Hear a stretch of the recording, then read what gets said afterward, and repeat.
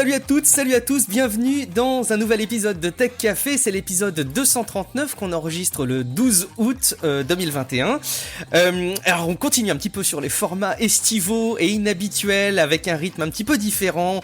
Vous n'avez pas forcément les mêmes voix que d'habitude, mais c'est aussi l'occasion de faire des découvertes et des rencontres. Je suis toujours moi, Guillaume Vendée, podcasteur technophile enthousiaste, et j'accueille pour cet épisode une personne que vous connaissez peut-être en vidéo, que vous n'avez pas eu l'occasion encore, je crois, d'entendre en podcast, donc pour la première fois, et c'est Brandon le Proctor. Salut Brandon.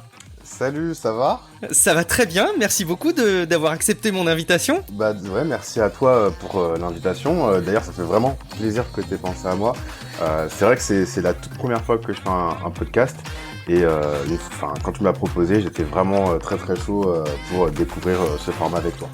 Eh ben écoute, c'est un immense plaisir, et tu sais quoi, j'entreaperçois dans ma boule de cristal que ce sera pas le dernier épisode dans lequel tu feras du podcast. Alors avec moi ou sans moi, j'en sais rien, mais je sens que ça va te plaire et que tu vas avoir envie d'explorer ça plus largement. On en reparlera, on verra à l'avenir. On verra. Alors le format de l'épisode aujourd'hui est un petit peu différent de ce qu'on fait d'habitude, parce qu'on va beaucoup échanger avec toi sur qui tu es, pour ceux qui te connaîtraient pas, et puis parler un petit peu de production vidéo, de ton équipement, ce que tu as l'habitude d'ailleurs là aussi de dire en vidéo, ton équipement à titre individuel, même ce que tu utilises peut-être pour faire fonctionner ta chaîne YouTube. On va parler peut-être un tout petit peu de domotique aussi, et puis on va parler dans une seconde rubrique de quelques news qu'il faut pas rater. Alors c'est vrai que la période estivale est pas forcément propice à avoir des avalanches d'informations tech particulièrement importantes, mais on a quand même deux jolis sujets. Un qui concerne Apple avec des mécanismes qui sont assez controversés pour lutter contre la pédopornographie. Il y a eu un traitement médiatique catastrophique, médiatique j'entends à la fois en podcast, en blog, en site d'actu, je trouve catastrophique, et je pense que c'est bien aussi de remettre les choses dans leur contexte et de réexpliquer les bases, donc on en parlera ensemble. Et puis surtout c'est impossible de faire ça sans toi dans cet épisode, Brandon, c'est que tu as eu en main en avant-première les Samsung Galaxy Z Flip et Z Fold, tu as fait d'ailleurs une vidéo de prise en main. Alors forcément, on va revenir sur ces appareils tout à l'heure ensemble. Ça marche, ça me va comme excellent. Petit sommaire. Excellent. Vous nous direz d'ailleurs, vous me direz sur techcafé.fr ou sur les réseaux sociaux si jamais le format comme ça de temps en temps vous convient. Moi, je sens qu'on va passer un excellent moment. On va commencer par essayer d'en savoir un petit peu plus sur qui tu es derrière ce pseudo, Brandon. Peut-être pour décrire, tu as une chaîne YouTube, donc vous retrouvez en tapant Brandon le Proctor. Donc une chaîne YouTube, voilà, axée sur la tech, et tu parles beaucoup, et c'est un truc moi qui me plaît beaucoup, des usages. Je sais que tu travailles aussi un petit peu avec les équipes de Frandroid qu'on connaît bien sur Tech Café. Bon voilà, en quelques mots, est-ce que tu peux nous dire tout simplement qui tu es, Brandon ? Bien sûr. Bah écoute, je suis le petit garçon qui jouait beaucoup aux jeux vidéo et qui aimait beaucoup les téléphones portables. Donc c'est vrai que dans ce sens, je me suis dirigé vers la tech sur YouTube, plus particulièrement sur les smartphones, mais c'est vrai que j'essaye de un petit peu me diversifier à ce niveau-là, mais voilà, c'est de la tech, c'est une passion. Ce que j'essaye toujours, comme tu l'as dit dans mes vidéos, c'est de mettre en avant les usages avant la fiche technique, parce que c'est important. Il faut que les potentiels acheteurs, ou du moins potentiels consommateurs, aient un avis neutre. Donc que ce soit pas influencé par un quelconque favoritisme, mais aussi un avis personnel avec lequel ils pourront se projeter. Donc moi je suis cette personne-là, comme tu l'as dit, qui teste un petit peu en avance les produits pour que quand le produit est annoncé ou quand il sort, eh bien que les gens aient un avis neutre, pertinent, et qu'ils aient envie d'acheter le produit ou pas s'il est mauvais. Ouais, c'est marrant que tu dis ça, parce que en fait, je trouve qu'il y a des vrais parallèles à faire sur les discussions qu'on a autour du journalisme. J'en ai déjà parlé avec Cassim, qui est de fille d'ailleurs. On a parfois cette vision du journalisme qui se doit être très neutre, tu vois, qui doit pas prendre parti pour quelques thèmes ou quelques sujets que ce soit. Et en fait, au contraire, je pense que et lui et moi, et je pense d'ailleurs beaucoup de monde, trouvent que le journalisme, c'est effectivement apporter des informations sourcées, factuelles, mais aussi de les apporter sous un regard engagé, et essayer de faire passer peut-être des messages.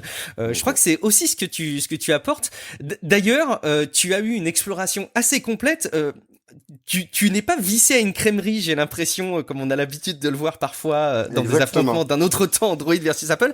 Mais quand même, c'est quoi ton rapport à la tech justement et quels sont tes usages aujourd'hui? Bah écoute, enfin, je vois toujours les produits tech comme des outils. Alors, certes, on est tous accrochés à des fois à certaines marques parce qu'on a l'habitude, Ouais. parce que on a grandi comme ça, parce que c'est papa, maman à l'époque qui étaient dans ça et qu'on continue, un peu comme les banques, hein, au final. Souvent C'est c'est vrai, comme le ça. parallèle est intéressant. Ouais. Mais voilà, on a tous un peu notre paroisse. L'idée, quand je suis devenu youtubeur tech, c'était justement de sortir de cette paroisse. Moi, c'était Samsung à l'époque. J'étais très Samsung, et donc du coup, moi, j'ai cherché à aller à l'opposé. Donc d'abord Apple, ensuite d'autres smartphones Android, d'autres écosystèmes, et aujourd'hui, c'est ce qui me permet d'avoir un regard un petit peu avoir un petit peu de recul par rapport à ça et pouvoir conseiller les gens de la meilleure des manières, la manière la plus pertinente, de savoir de quoi je parle quand je dis qu'il y a ça quelque part et pas ça quelque part, ou que la marque compte faire ci ou ça pour essayer de concurrencer telle ou telle marque. Je sais que je l'ai testé quelque part, j'ai apprécié ça quelque part, et que ça sera toujours enfin, quand je me permets de critiquer quelque chose par rapport à une marque, c'est pas parce que je fais du favoritisme, c'est parce que je sais que la marque est capable de faire mieux et qu'il y a mieux à faire sur certains détails, en ayant ce recul sur la tech en général. Ouais, d'ailleurs, tu gardes, je trouve même une certaine objectivité qui doit pas toujours être facile à avoir quand on fait ton métier, quand on s'engage, même quelque part, que même si c'est pas l'objectif premier, tu es, je pense, un influenceur, comme on peut l'être tous dès qu'on prend la parole un petit peu sur Internet dans différentes C'est ce que j'allais proportions. dire. Mais c'est ça, et C'est ce ça que doit j'allais être dire. très difficile en fait à garder du recul. Et j'ai l'impression que tu le fais. T'hésites pas. Voilà, je pense que on va en reparler tout à l'heure dans le fond des produits, mais quand t'as la possibilité d'avoir une prise en main en avant-première des nouveaux smartphones Samsung pliants, j'imagine que ça pourrait donner très très envie parce que tu les as à disposition plus tôt de dire tout le bien que tu en penses et de pas trop apporter de critiques. J'ai pas l'impression que ce soit ce que tu fais dans les vidéos. J'ai l'impression que t'es Justement, objectif. c'est toujours compliqué. C'est toujours compliqué pour les gens. Je parle pas des créateurs de contenu, mais pour les gens, les spectateurs, de comprendre qu'il y a aucun principe de réciprocité. Nous, notre contenu, on peut le faire très bien en retard, acheter les produits nous-mêmes, et voilà, notre chaîne mourra pas, les gens seront contents, ils auront un avis, etc. C'est plutôt les marques qui ont besoin de nous, c'est elles qui ont besoin de visibilité, c'est elles qui ont besoin de faire parler de leurs produits, que ce soit à un lancement ou alors dans la répétition dans le temps. Et nous, on sait qu'on est dans cette position de force, donc le principe de réciprocité, il doit pas exister. Là, enfin, c'est souvent la remarque qu'on a. Les gens nous disent que si on critique une marque, la marque va pas nous envoyer son téléphone, ou alors on sera plus dans les exclus ou quoi que ce soit. Mais faut pas oublier qu'on a tous commencé quelque part, donc c'est-à-dire avec 0 abonné, qu'on est tous montés et qu'on on a fait 100. Donc si on peut continuer de faire 100, on s'en fout, quoi. Ouais, bien sûr. Aujourd'hui, toi, tu te sens pas... Tu peux mentir d'ailleurs, on verra. Mais tu te sens pas contraint par ton rapport aux marques. Aujourd'hui, encore une fois, une marque te propose un produit en avant-première. T'as totale liberté de souligner les défauts. Bon, j'imagine qu'effectivement, faut garder une forme de soin et que si le but c'est de massacrer gratuitement et sans fond les produits qui sont mis à disposition, c'est problématique. Mais je pense pas que ce soit ton cas. Aujourd'hui, t'as pas cette contrainte, toi. Et est-ce que c'est encadré au travers de contrats de ton côté? Alors pas du tout. Ce qu'il faut savoir, c'est que on est soumis à aucun contrat, sauf un accord de non-divulgation, forcément, avant la date de lancement. Mais Je fais une petite parenthèse pour dire que Brandon est très pro pour vous qui nous écoutez parce que je l'ai eu hier au téléphone et l'embargo était pas levé autour des appareils Samsung et pourtant je l'avais au téléphone. Il aurait pu me dire des détails, il m'a rien dit. Donc vous voyez, vous pouvez lui faire confiance. voilà. Il tient ses NDA, ses engagements. Ah oui, on va pas se faire attaquer en justice. Bien sûr. On va éviter. Non, blague à part. Ce que je disais, c'est que justement, Du côté des lancements ou quoi que ce soit, on a juste ces fameux NDA, mais derrière on n'a aucun contrat, si ce n'est qu'un contrat de prêt, par exemple, pour dire vous allez bien nous rendre le produit et pas vous en aller avec. Mais il y a aucun contrat avec les marques à ce niveau-là. Les contrats, ils sont là quand il y a des opérations rémunérées, pour dire que l'influenceur va gagner tant et ne pas critiquer au-delà de ce que la marque aura défini. Et c'est là que chaque appréciation, chaque personnage va négocier avec la marque. Il y en a pour qui ça dérange peut-être pas de faire de la pub. Moi, ça me dérange. C'est pour ça que je fais pas beaucoup d'ailleurs d'opérations rémunérées. Je fais des opérations que dans des produits dans lesquels je crois et qui me permettent de garder cette authenticité et cette confiance que les gens m'accordent. C'est dur de le faire intelligemment, ce genre de choses, je pense. Alors, je pense à Léo Duff notamment, qu'on a eu à plusieurs reprises dans Tech Café. Moi, je trouve qu'il a une prise de parole intéressante quand même au global quand il a des contenus sponsorisés, quand il a des opérations commerciales. Moi-même, de mon côté, je bosse avec une régie maintenant pour Tech Café et les annonces que vous entendez en pré-roll des épisodes, ce sont des marques pour lesquelles je peux dire oui ou non. Alors, il m'est pas arrivé encore de dire non, mais on a cette possibilité-là, et ça reste très précieux, et je comprends le soin que tu apportes, en tout cas, à ce type de décision, ça c'est sûr. C'est important. C'est important parce que de mon côté, déjà, je continue à travailler à côté, donc c'est ce qui me permet déjà de ne pas avoir la corde au cou par rapport aux opérations rémunérées. Est-ce qu'on peut se permettre de te demander ce que tu fais à côté? Je bosse dans un média en tant que vidéaste. Je vais pas en parler pour éviter les conflits d'intérêts, mais voilà, je bosse, je suis dans la vidéo à côté, donc je suis pas très très loin, et c'est ce qui me permet justement de garder un petit peu cette distance vis-à-vis des marques et me permettre de dire non, désolé, c'est pas possible, on fera pas d'opération rémunérée sur ce produit ou ce service ou quoi que ce soit. Alors, j'anticipe un petit peu des questions autour de la gestion de la vidéo en tant que telle. On en reparlera un tout petit peu tout à l'heure, mais du coup, j'en profite et on sort peut-être un petit peu des sujets purement tech. Mais aujourd'hui, une chaîne YouTube comme la tienne, qui a 200 000 abonnés, je crois de mémoire, un petit peu plus de 200 000 abonnés, plus de 200 vidéos, qu'on voit assez facilement remonter. En tout cas, moi, je les vois assez facilement remonter. J'ai l'impression que c'est très apprécié. Aujourd'hui, ça te permet pas de vivre, en fait, YouTube. Tu pourrais pas vivre intégralement de ça? C'est des questions que tu te poses, pas encore? Non, si, bien sûr, je pourrais en vivre. J'en parle souvent d'ailleurs dans les FAQ avec les gens me demandent souvent est-ce que tu pourrais te lancer à 100% dans YouTube. Bien sûr, je pense que même avant on peut se lancer. J'ai des collègues qui se sont lancés en dessous des 100 000 abonnés, donc il n'y a pas de souci là-dessus. Le tout, c'est de savoir ce qu'on va proposer à son audience, ce qu'on va proposer en termes de contenu rémunéré et ce qu'on va proposer en tant que placement de produit. Parce qu'il y a les placements de produits avec les services, on va en parler une minute dans la vidéo et basta, mais il y a aussi les vidéos, les tests rémunérés entre guillemets, que je déteste ce terme parce que c'est pas des tests, mais bon, c'est comme ça que les gens les appellent, donc les tests rémunérés, et là forcément le chèque est plus gros et les gens peuvent facilement s'en sortir, mais des fois au sacrifice de leur crédibilité, ce qui est improbable pour moi. Ouais, et du coup, ça peut poser des maux de ventre et des remises en question assez profondes, j'imagine. Ça paraît anecdotique comme ça, mais ouais, c'est pas neutre, je pense. C'est important. C'est important. Donc oui, en soi, je pourrais vivre de YouTube. Faudrait que je fasse plus d'opérations rémunérées, forcément, mais c'est totalement envisageable quand on a 200 000 abonnés. Ouais. Bon, écoute, ça donnera peut-être des idées à certains de se lancer sur YouTube. J'ai encore l'impression que c'est un peu compliqué maintenant, peut-être d'émerger sur YouTube. Je trouve. Mais bon, après ça dépend des situations, ça dépend peut-être des thèmes aussi, ça dépend du temps qu'on veut investir. Si jamais on se met à plein temps dessus et qu'on a les possibilités, qu'on a les reins solides, pourquoi pas. Mais se mettre en activité parallèle, secondaire sur YouTube et essayer de faire émerger les choses, je pense qu'il faut être soit très patient, soit extrêmement téméraire en tout cas. C'est ça.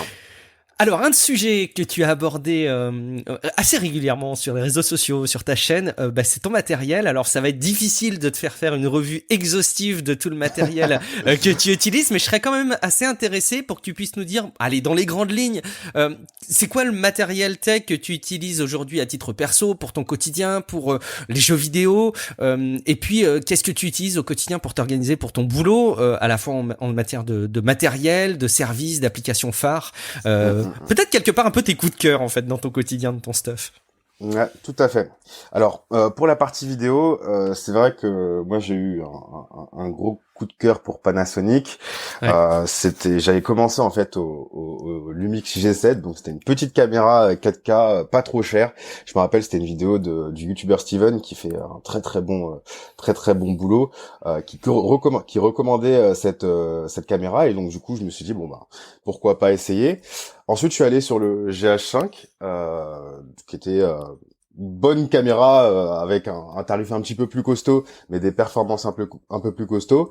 Et là, je suis sur le Lumix S5. Ouais, c'est Lumix S5. Je la reprends. Et là, je suis sur le Lumix S5, donc c'est un full frame. On peut dire que c'est un peu un GH5 en full frame, et je l'adore parce qu'il coûte pas cher.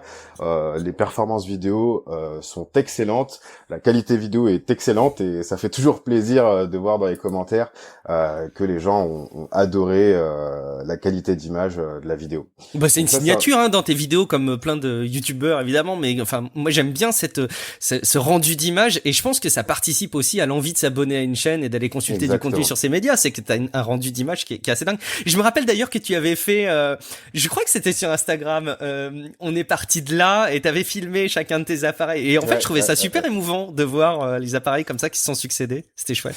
C'est ça. Bah c'est vraiment ça. Après, je suis resté chez Pana parce que c'est vrai que sur YouTube, les gens sont plutôt Sony ou Canon, mais c'est tout de suite plus cher. Et quand on commence et qu'on sait pas trop où on veut aller, ou si on a un petit budget serré, comme moi à l'époque j'étais étudiant, j'avais un petit budget, j'avais un vieux micro cravate à 20 euros, des petites lumières à 40 euros, et j'avais tout mis dans la caméra. Je crois qu'elle coûtait 400 ou 500 euros. Et bah, au final, on se rend compte qu'on peut faire de très belles choses, et peu importe la marque, quoi. Est-ce que tu retiendrais ce même équilibre, parce que je me rappelle aussi d'avoir vu plusieurs recommandations pour, allez, si vous voulez vous lancer dans la vidéo, qui disaient assez intuitivement on va aller s'équiper d'un matériel très performant et assez onéreux en captation, en vidéo, mais on va mettre de côté, oui t'as raison, le son, l'éclairage. Alors ça veut pas dire qu'il faut mettre autant d'argent dans tout, mais est-ce que tu referais ces choix-là, ou est-ce que tu conseillerais à qui veut se lancer dans la vidéo aujourd'hui de peut-être rééquilibrer, de mettre quand même un peu plus de valeur dans l'éclairage et dans la captation du son? Alors, c'est deux éléments super importants. C'est même très très important dans la vidéo, quand on va faire de la vidéo sérieusement, je veux dire. Mais je pense que j'aurais réitéré la même chose. J'aurais gardé ma caméra 4K, et j'aurais continué avec mes petites lumières softbox à 40-50 euros, et le micro-cravate, parce que déjà, un micro-cravate, en général, c'est près de la bouche. On arrive à avoir un bon son si la salle n'est pas trop grande avec trop d'écho, etc. Donc ça, c'est pas un souci. Si on arrive à choper un petit peu de lumière naturelle et qu'on vient compléter ça avec ces softbox, bah ça fait très bien le travail. Et au final, on a aussi la bonne qualité d'image en 4K que les gens recherchent. Donc moi, j'aurais gardé ça. C'est sûr que comme j'ai changé de matos aujourd'hui, je peux me le permettre. J'ai des superbes lumières Falcon Eyes et Aputure. J'ai toujours un micro-cravate, mais cette fois-ci sans fil. J'ai aussi un shotgun. Enfin, c'est sûr que quand on a les moyens, on peut se faire un petit peu plus plaisir côté matos. Mais je recommande, et je l'ai recommandé il y a pas longtemps dans une FAQ, ce petit trio, pour moi, même avec un trépied à 20 euros d'Amazon Basics, ça fonctionne, et on peut faire de très bonnes vidéos. C'est vrai que c'est particulier à la tech. On veut de belles images, on veut du bon son, on veut de belles lumières. Mais quand on regarde un petit peu plus dans le divertissement, ou même chez les copines ou les copains, du make-up, bah des fois on entend juste le micro de la caméra, et ça fonctionne très bien, et au final les gens s'en foutent, quoi. Ouais, c'est vrai. Mais j'aime bien en tout cas ton honnêteté, effectivement, de dire que bah oui, on a envie quand même d'avoir du bon matos vidéo qui fasse des restitutions de belles images. Et puis oui, il y a peut-être des paliers plus importants à franchir au C'est niveau ça. d'une caméra qu'au niveau des autres équipements. Une petite parenthèse avant que tu continues ton panorama d'équipement. Tu es tout seul pour ta chaîne YouTube ou est-ce qu'il y a des personnes qui bossent avec toi? Non, je suis tout seul. Je Ok. peux faire appel à un ami, par exemple, pour un test de voiture, parce que Ouais, forcément, je peux pas me filmer de dehors et c'est rouler en compliqué. même temps. Ouais. Donc voilà. Mais sinon, non, je gère tout seul dans mon petit 9 mètres carrés. Bravo. Et je suis très content du résultat et je suis très content que les gens soient contents du résultat. Ça fait Ouais, tu vraiment plaisir. m'étonnes. Bravo. Alors, bah, on va continuer du coup. Alors ça, c'était plus sur le matériel C'est- vidéo. Vidéo, c'est ça. De mon côté aussi, enfin pour le PC, j'avais acheté un MacBook Pro 16 pouces, sorti fin Ouais. 2019. C'était aussi mon passage chez macOS, Mhm. mais on va en parler un petit peu d'Apple, d'Apple tout à l'heure apparemment. Ouais. Et là en ce moment, je suis en train de regarder pour monter une tour, mais bon, la pénurie ça aide pas forcément.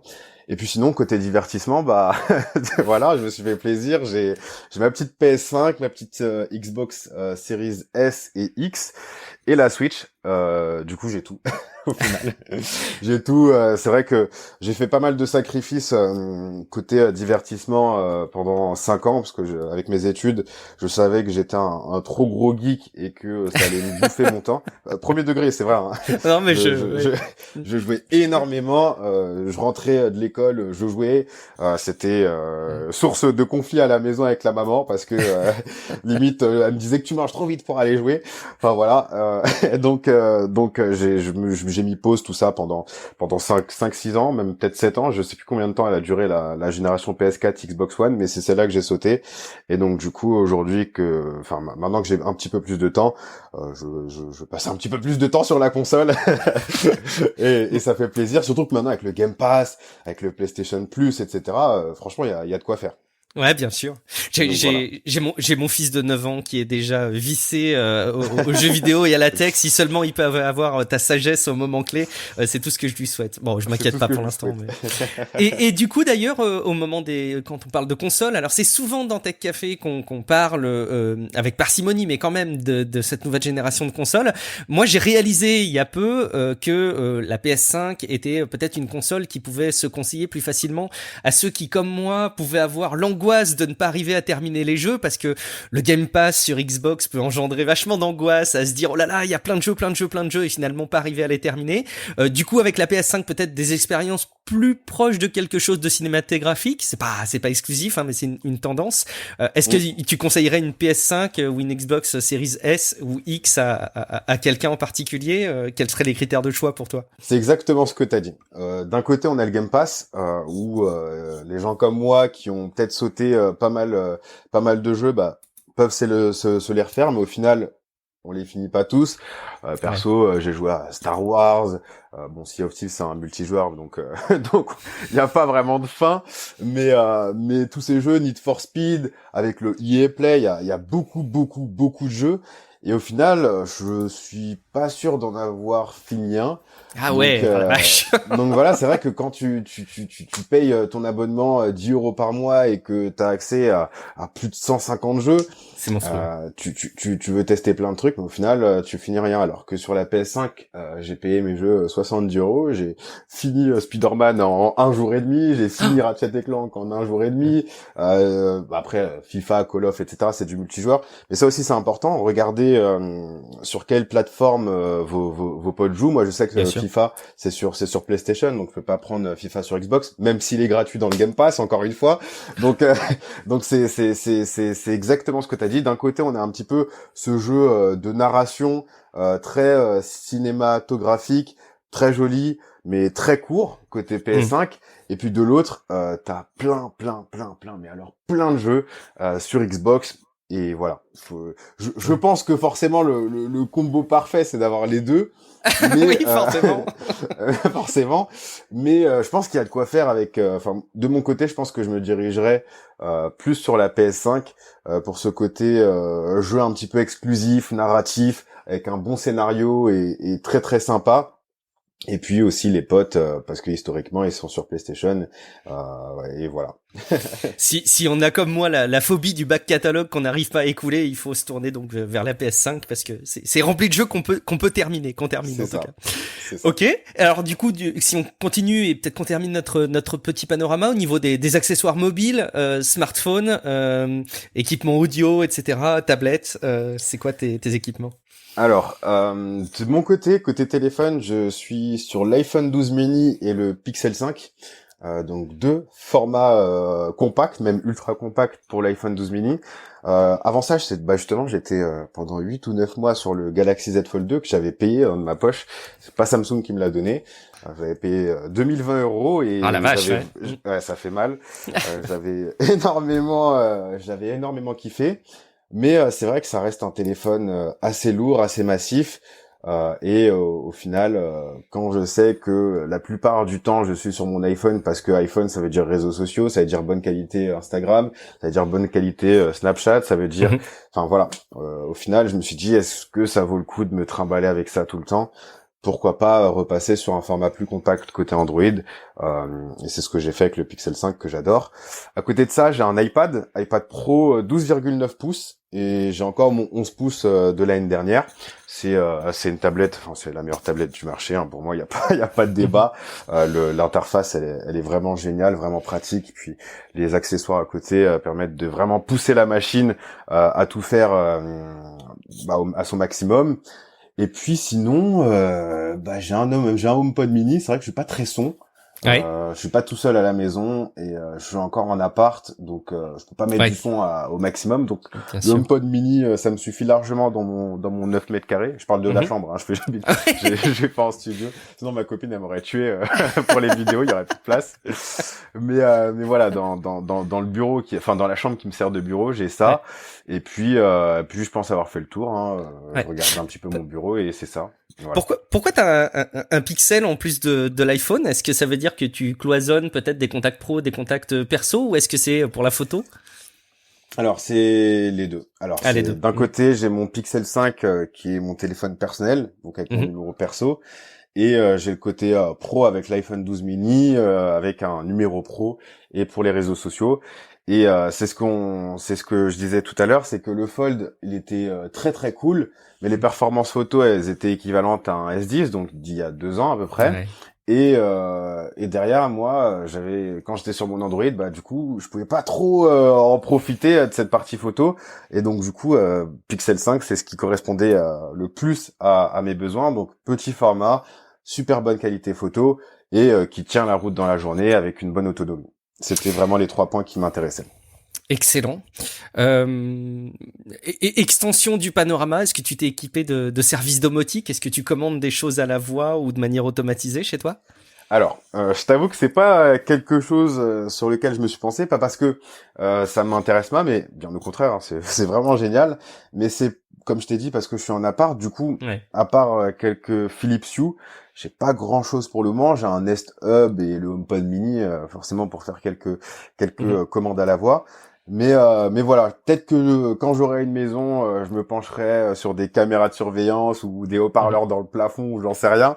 Mais pour le moment, c'est vrai que je veux pas trop investir là-dedans. Déjà, c'est du matos à transporter lorsqu'on va déménager. Et puis surtout, j'aimerais faire un truc vraiment très très propre quand je me lancerai dans la domotique. Eh ben, je te comprends complètement. C'est quelque chose que tu as fait chez toi? Alors, oui, j'essaye. Alors, tu vois, j'ai acheté ma maison, moi, l'an dernier. Alors, depuis, je suis dans les travaux. Je suis en train de me faire mon studio. Même aujourd'hui, là, au moment où on se parle, je suis avant et après l'enregistrement à fond dans mes petits travaux. Et effectivement, j'essaye de le penser, mais je comprends complètement ce frein qui doit être, à mon avis, un des freins principaux à l'adoption massive de technologies domotiques. C'est que forcément, c'est quelque chose qui est un petit peu invasif. On peut changer des ampoules. Encore que, en fait, même changer des ampoules pour s'équiper de Philips Hue, ça implique de revoir quand même un petit peu ses interrupteurs pour que on puisse pas les couper électriquement. On peut installer des thermostats connectés, mais encore faut-il avoir des chaudières et puis pas avoir un propriétaire qui soit trop regardant. On peut installer des prises électriques connectées, mais c'est vrai que c'est assez vite limité. Et je comprends tout à fait ta perception pour l'instant. Je t'invite, par contre, si tu les as pas écoutés, à aller remonter dans le flux du podcast Tech Café. Il y a des épisodes de Tech Café domotique qui sont pas souvent avec moi. J'ai fait que les premiers, mais c'est des petits camarades qui animent cette émission-là et ils parlent vraiment usage domotique. Peut-être qu'il y a des choses qui vont t'intéresser dedans. Totalement. Totalement. Cool. Écoute, j'avais anticipé qu'on parlerait un petit peu de création en vidéo, mais j'ai l'impression quand même, et c'était difficile de faire autrement, qu'on en a beaucoup parlé au travers du début de ton portrait. La création en vidéo, est-ce que tu penses qu'on a fait le tour d'ailleurs au travers de nos discussions, ou est-ce qu'il y a des choses que tu voulais souligner? Ta philosophie, je pense que je l'ai bien retenue. T'es un amoureux, et je pense que t'es abonné aussi de belles images, d'images qui se veulent être des regards objectifs sur les sujets et qui soient pas forcément influencé par des campagnes commerciales. Est-ce que tu penses que, encore une fois, l'avenir de la vidéo a de beaux jours devant lui? Est-ce que YouTube est tout autant un facilitateur, mais aussi quelque part un ennemi à la créativité parce que ça oblige à formater les choses? Je sais pas si tu as une philosophie autour de YouTube que tu voulais partager, ou de la vidéo en général. Non, je pense qu'on a fait le tour, mais tu as soulevé deux points importants. Ce côté vidéo, je pense que c'est quelque chose qui va pas disparaître tout de suite. Ouais. Les gens ont besoin de voir. C'est tout bête, mais il y a quelques années, j'étais parti en camping. Le premier truc que j'ai fait, c'est regarder un tuto YouTube pour monter la tente. C'est vrai. Et moi qui fais des travaux, je te confirme que je suis à fond dans les tutos YouTube. Voilà. Dernièrement, j'avais reçu un téléviseur LG pour un test, pour monter le pied. J'ai pas regardé la notice, j'ai regardé une vidéo. Donc c'est vrai. Je pense que ça reste encore très très important, la vidéo. Les gens en ont besoin. Les gens en ont besoin littéralement pour le format tuto par exemple, mais ils en ont besoin aussi par exemple pour découvrir des produits. C'est toujours plus compliqué de décrire un produit à la voix qu'à l'image. Quand je parle d'un téléphone pliant avec une bulle avec une caméra cachée sous l'écran, c'est quand même mieux de la voir et de le voir directement en vidéo. Donc non, je pense que ce format, la vidéo a de beaux jours devant elle. Mais par contre, c'est vrai que YouTube, il y a un problème de formatage. Il y a beaucoup de vidéos qui se ressemblent. En général, les gens ils se disent ça marche, donc je vais reproduire le même format en espérant que pour moi aussi ça marche. Et celui d'après fait la même chose.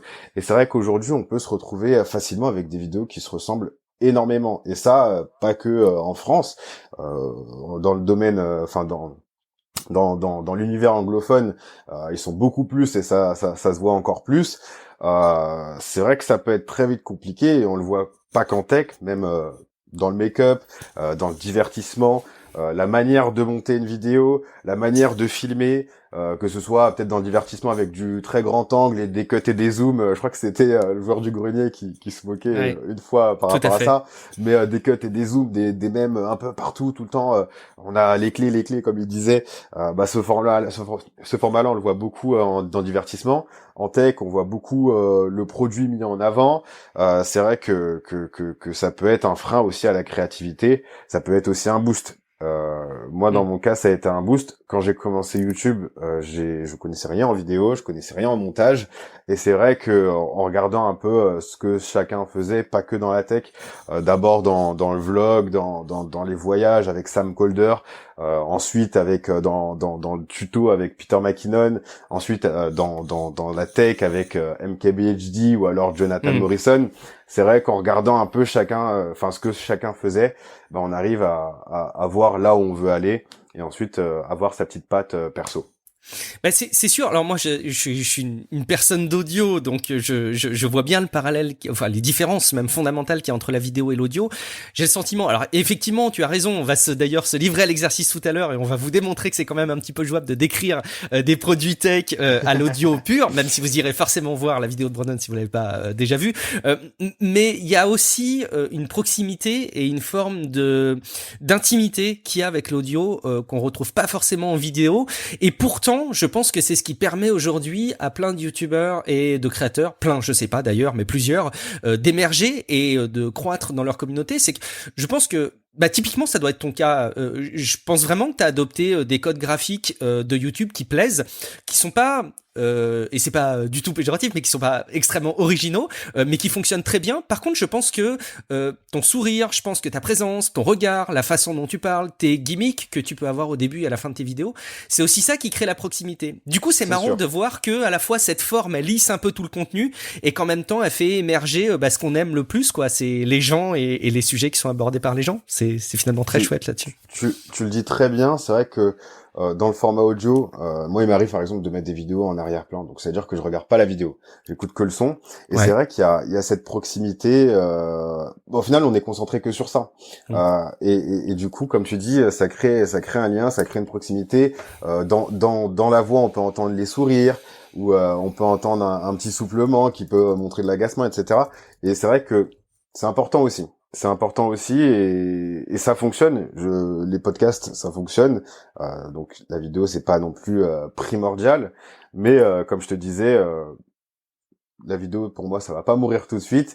Bien sûr. Ça n'empêche pas que d'autres formats comme les podcasts, la radio à l'époque, fonctionnent encore aujourd'hui. Même s'ils auront clairement pas la puissance de YouTube. Mais je sais, je reviens à ma boule de cristal de tout à l'heure. Enfin, on a vu par exemple la chaîne Nota Bene avec Sébastien qui se met un petit peu en podcast. Je suis à peu près persuadé qu'il y a plusieurs personnes en vidéo qui vont étendre leur activité avec de l'audio, et je serais pas étonné de te voir débarquer toi de ton côté là-dessus. Mais on verra. On verra. À l'époque, Léo Duff n'était pas aussi présent en podcast, et il y est forcément venu. C'est normal. Allez, aujourd'hui, il est assez présent. Ouais, trop, c'est insupportable. Léo, si tu nous écoutes. Allez, on va enchaîner du coup, Brandon, on va te mettre un petit peu de côté, en tout cas sur le sujet, et évidemment tu restes à mes côtés. Mais non, mais tu restes à mes côtés, et tu vas pouvoir largement réagir, mais on va moins parler de toi, on va plus parler de ce qui se passe dans le monde de la tech en général, avec une petite section news. On a dans un premier temps un sujet qui tourne, comme je te disais tout à l'heure, autour de la vie privée et de la lutte contre la pédopornographie telle qu'elle peut être menée par Apple, puisqu'ils ont annoncé deux choses. Alors, mettons-le clairement dès le départ sur la table, je pense que le fait d'avoir abordé ces deux choses de manière décorrélée d'autres produits et avec les manières qu'ils ont eu de le faire, simplement avec un communiqué au départ, ça a été une des erreurs de communication d'Apple. Je sais pas pourquoi, il y a Apple qui régulièrement a des erreurs fondamentales de communication. Microsoft aussi est coutumier du fait sur certains sujets, et là je pense que c'est un exemple parfait. Donc qu'est-ce qu'ils ont annoncé? En fait, ils ont annoncé deux choses qui semblent se ressemblent pas mal, mais qui dans les faits sont quand même assez différentes dans leur fonctionnement. D'une part, il y a Communication Safety dans Message, donc l'application de messages, les petits messages bleus sur iPhone qu'on s'envoie d'iOS à iOS. Donc il y a une nouvelle fonctionnalité qui va être implémentée avec les nouvelles versions des systèmes d'exploitation qui vont arriver dans quelques semaines maintenant. C'est donc Communication Safety qui va concerner qui? Alors c'est bien précis, hein, ça va concerner les comptes qui sont rattachés à donc des comptes famille iCloud pour tous les messages reçus ou envoyés par des mineurs.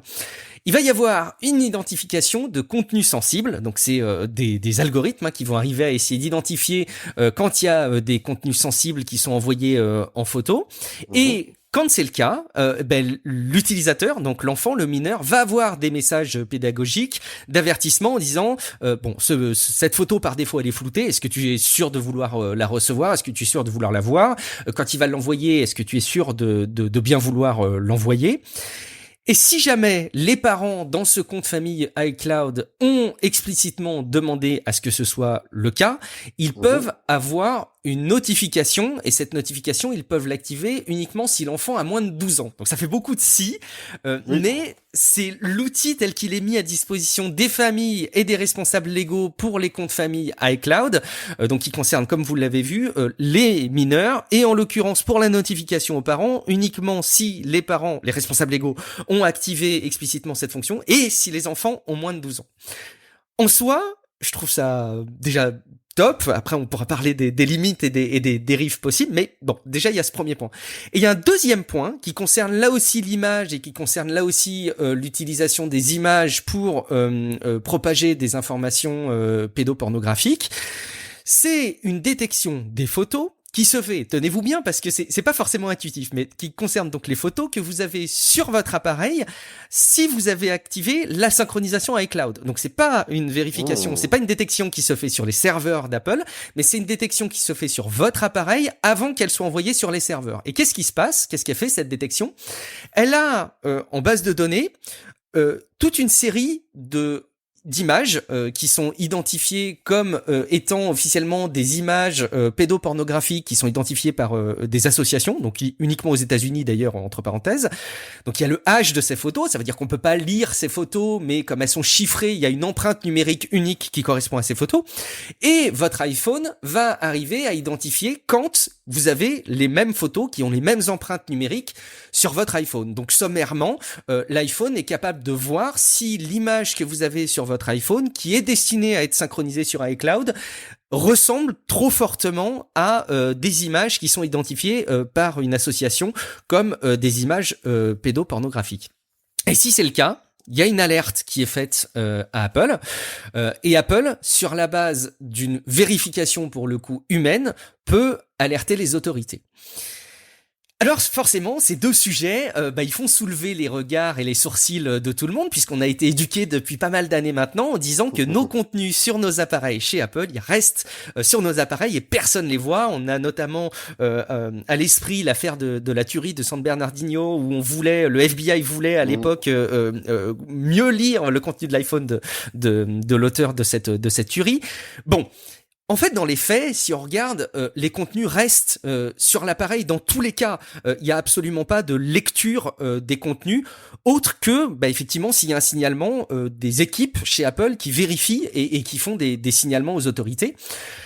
Et ce qu'il faut bien garder à l'esprit, c'est que cette détection, sur la base de cette banque d'images pédopornographiques, elle est déjà en place.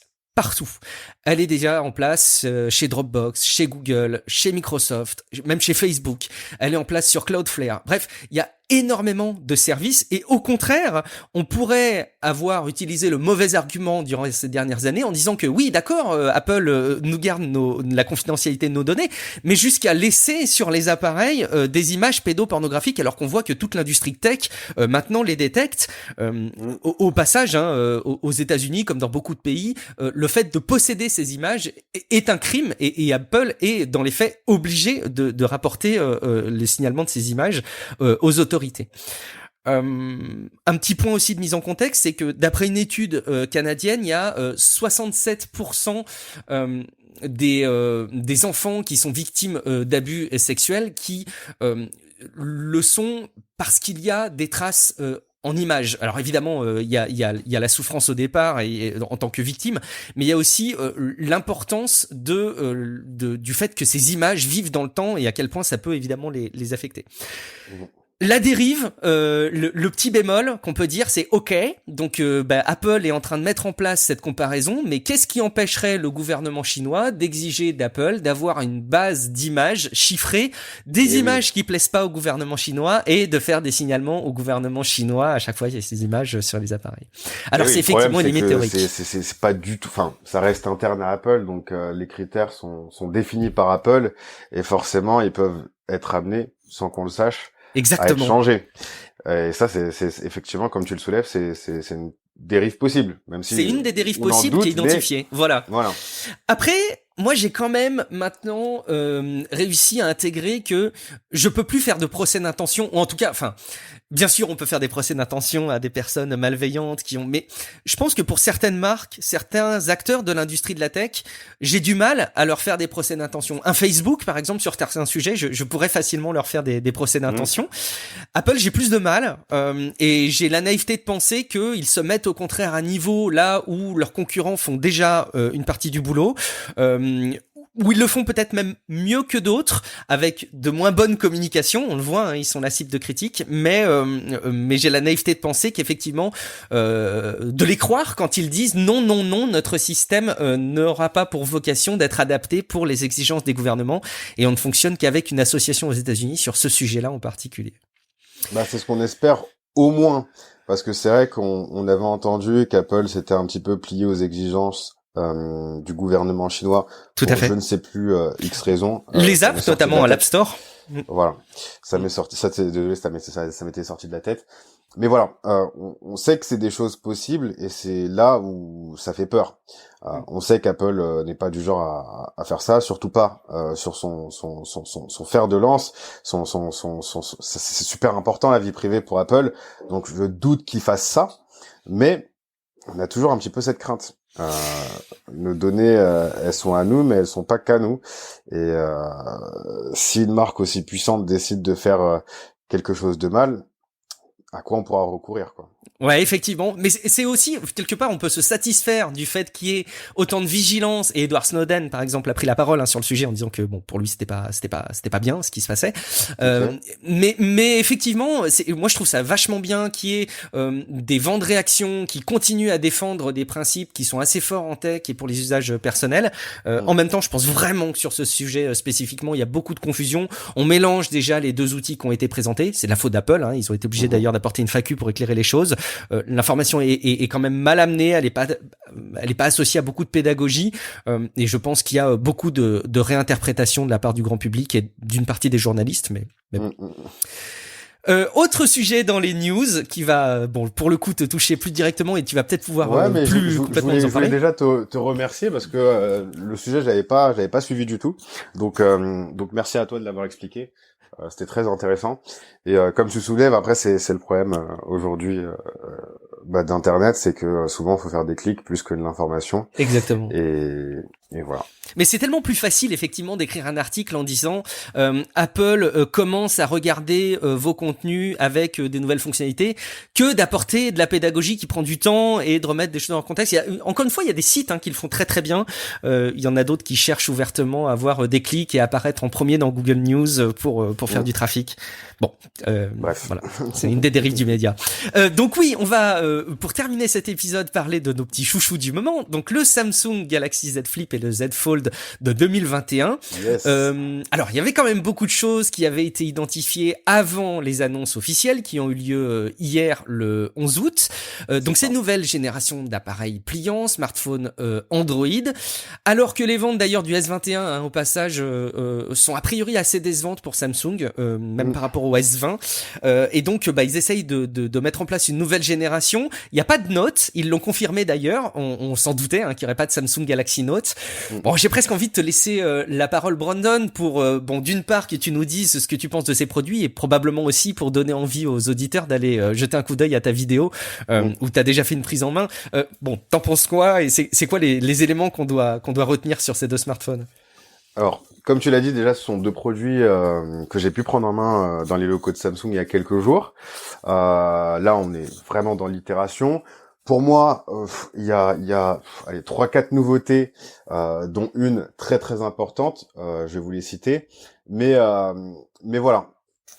D'un côté, on a un petit peu ce format Z Flip, donc le téléphone à clapet, qui à terme pourrait peut-être déloger les Galaxy S, on verra.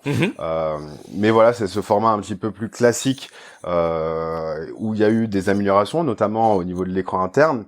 On passe d'un écran 60 à 120 Hz. L'écran externe a été agrandi. Donc ouais, ça, c'était une bonne chose parce que c'était une petite critique qu'on avait sur la génération précédente. On n'avait même pas le temps de lire une notification. Si on voulait lire un message, l'écran s'éteignait avant que le message soit fini. Donc pas très pratique. Donc ça, Samsung l'a compris et l'a amélioré. Donc ça, ce sont les deux nouveautés côté Z Flip. Au-delà de la résistance à l'eau qui est c'est la première fois qu'il y a de la résistance à l'eau sur des smartphones pliants et qui sont un petit peu plus costauds avec du Gorilla Glass Victus.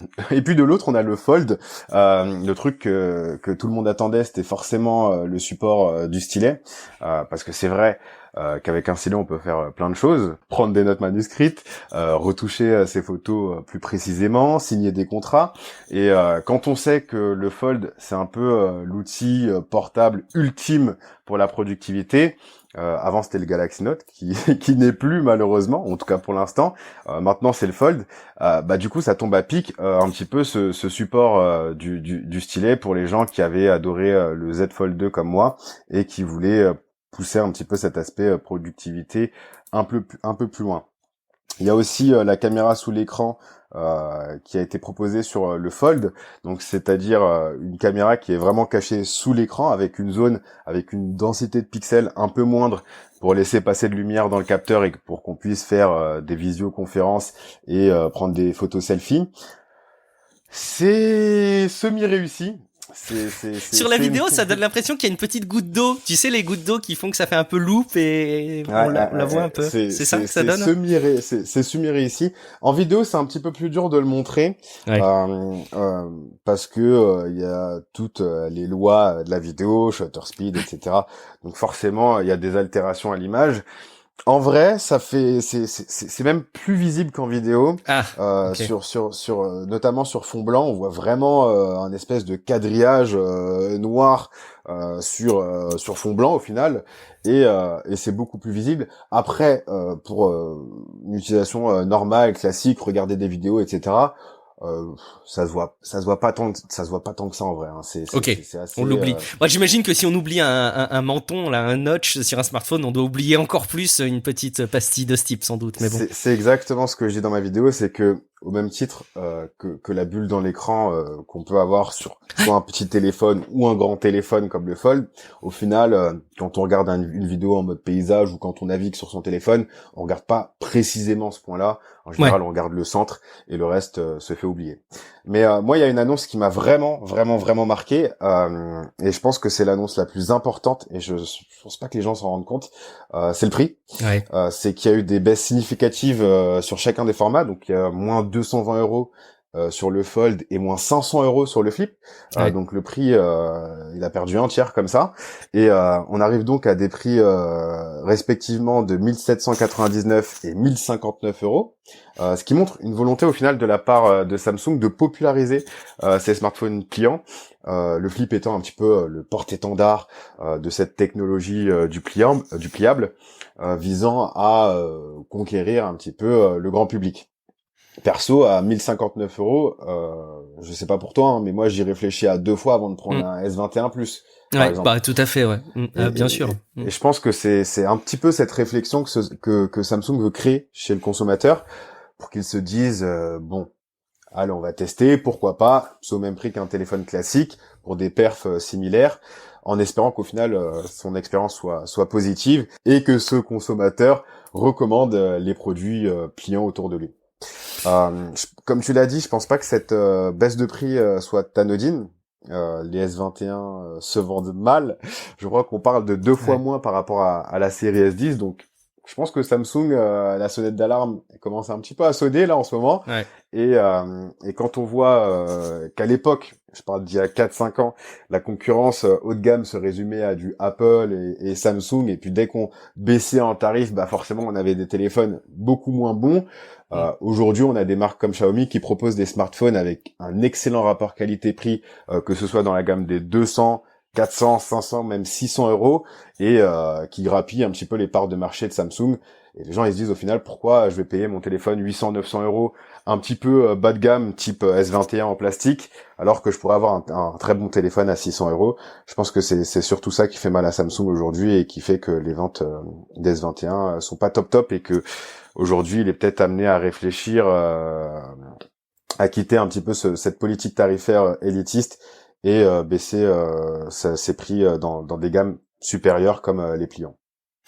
C'est vrai que ils ont probablement des signaux d'alerte parce que il y a quand même énormément de concurrence maintenant et notamment Xiaomi qui déverse en termes de part de marché pas mal de produits qui grignotent, donc il faut qu'ils se différencient. Leur savoir-faire clairement c'est en train de devenir le pliant pertinent, le pliant qu'on peut utiliser au quotidien. D'ailleurs j'ai 2 questions spécifiquement sur les appareils que tu as pris en compte. La première question c'est sur le Fold avec le stylo.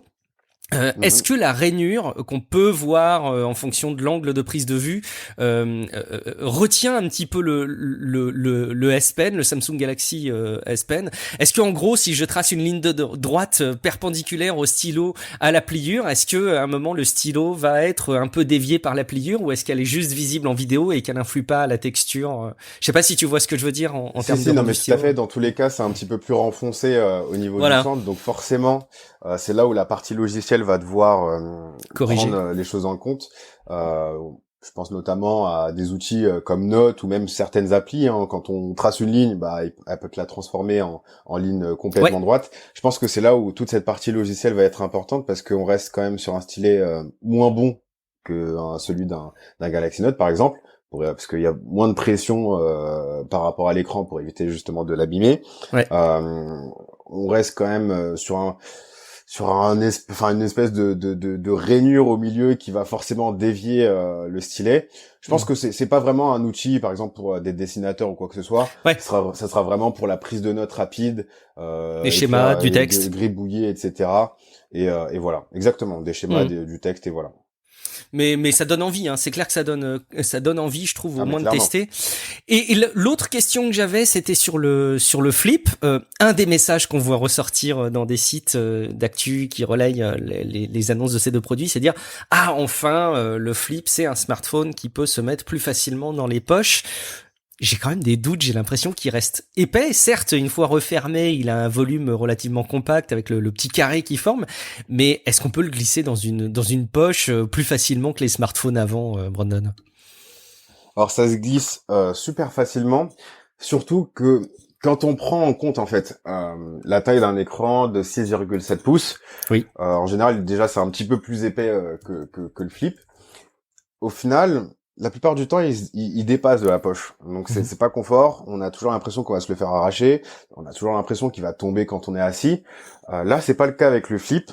J'avais utilisé le Z Flip premier du nom, même pas 5G, pendant quelques semaines. Et c'est beaucoup plus confort, c'est beaucoup plus transportable. Même dans les mains, quand il est refermé, c'est tout mignon. C'est juste un format vraiment adorable. Donc, je pense que oui. C'est plus confort quand même pour les poches, c'est plus confort pour les sacs à main pour les femmes, c'est plus confort pour leurs petites poches aussi malheureusement. On va pas faire des poches plus grandes. Après moi, comme je t'ai dit, c'est d'ailleurs pour ça que je suis allé sur des formats compacts.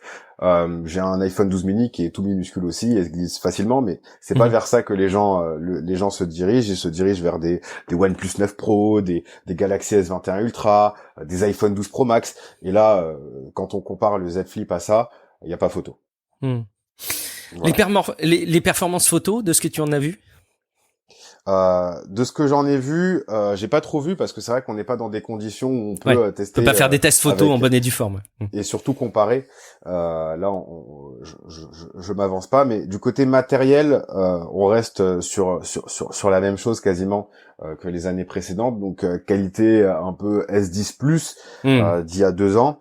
Là où ça va être intéressant, c'est côté software pour voir, parce qu'on sait très bien par exemple que Google a gardé le même matos pendant des années et pourtant la qualité photo est top. Mais c'est vrai que d'un Pixel 3 à un Pixel 5, la différence on la voit pas forcément. Donc j'ai peur qu'on ait un petit peu ce même truc avec Samsung et je trouve ça dommage pour un produit comme le Fold qui est quand même la vitrine technologique de Samsung qui coûte cher, 1800 €, de pas avoir les meilleures performances photo comme on peut avoir sur un S21 Ultra qui est tout simplement excellent. Ouais, bien sûr. Mais j'imagine que c'est peut-être un des arguments, une des contreparties de cette grosse avancée en termes d'économie tarifaire. Il est peut-être difficile de concentrer les prix et en même temps d'offrir des performances photo de dingue compte tenu de cette techno. Il y a encore besoin sans doute d'un petit peu de maturation pour que les économies se fassent. Concrètement, c'est des appareils que tu peux là conseiller pour qui alors a le budget et souhaite tenter le pliant. Tu penses c'est pas un produit qui va revenir dans le tiroir au bout de 6 mois parce qu'il aura perdu de sa viabilité, pardon. Alors, l'année dernière, je recommandais déjà le Fold 2. Ok, ouais. En fait, je parle du principe qu'à partir du moment où j'achète un téléphone moi-même, c'est que je peux le recommander. Pas parce que j'ai les moyens, mais parce que j'y crois. Donc, le Fold, j'y crois et toutes les personnes qui m'ont fait confiance ont été satisfaites. Là, il y a 200 € de moins, un stylet en plus. Je pense que je peux dire que je le recommande au quotidien pour les gens qui ont besoin d'un produit pour la productivité, qui veulent peut-être pas se trimballer avec un iPad, qui vont pouvoir tout faire quasiment sur leur téléphone. Je peux recommander. Le Z Flip, par contre, à 1500 €, c'est vrai que c'était un petit peu cher. Aujourd'hui, à 1059 €, comme je t'ai dit tout à l'heure, entre un S21 Plus et un Z Flip, je pense que je partirais sur la folie, sur le côté un petit peu kiffant, et je prendrais le Z Flip. Donc aujourd'hui, oui, ce sont 2 produits sans les avoir testés, hein, mais j'avais déjà confiance en Z Fold, et le Flip, pour moi, le frein, c'était le prix. Sur le papier, c'est 2 produits que je peux recommander, oui. Ok, merci beaucoup. Bon, de toute façon, si vous voulez le voir en image, vous savez où aller. Hein. Il faut aller sur YouTube, sur la chaîne de Brandon, et de toute façon, le lien sera dans les notes de l'émission. Écoute, merci infiniment, Brandon, de m'avoir accompagné pour cet épisode estival. Qu'est-ce qu'on peut te souhaiter pour la suite? C'est quoi tes prochains grands objectifs, et comment est-ce qu'on peut te suivre à ce sujet-là, du coup? Alors, les grands objectifs perso, ça serait trouver une maison. Ça serait très cool. Bon ça. Trouver une maison, acheter ma première voiture. Et sinon, forcément, sur la chaîne, c'est plein d'abonnements, plein de vues, plein de nouvelles personnes avec qui discuter sur les réseaux sociaux. Et pourquoi pas trouver le temps pour lancer un petit Twitch ou un podcast. C'est très sympa. Je t'avoue, c'était une belle découverte, donc je te remercie pour cette invitation. C'était vraiment cool. J'appréhendais un peu et je suis vraiment satisfait de la manière dont tu as pu amener les choses et comment tu les as traitées. Donc et puis merci pour cet accueil, vraiment. Eh ben écoute, merci infiniment, ça me fait très plaisir. Moi qui suis en plus ta chaîne, effectivement, je trouve la signature de tes vidéos et la bienveillance qui en ressort est assez chouette. J'aime beaucoup.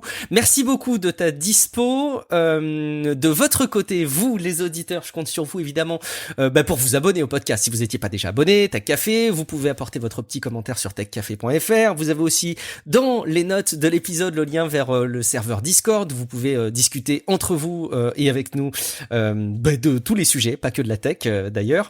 Et puis si jamais vous aimez le format Tech Café, si jamais ça vous apporte une info que vous trouvez pas ailleurs, ou que vous trouvez traitée de manière pertinente et que vous passez tout simplement des bons moments en matière de divertissement, je vous encourage à jeter un coup d'œil à la page Patreon, patreon.com/techcafé, de contribuer.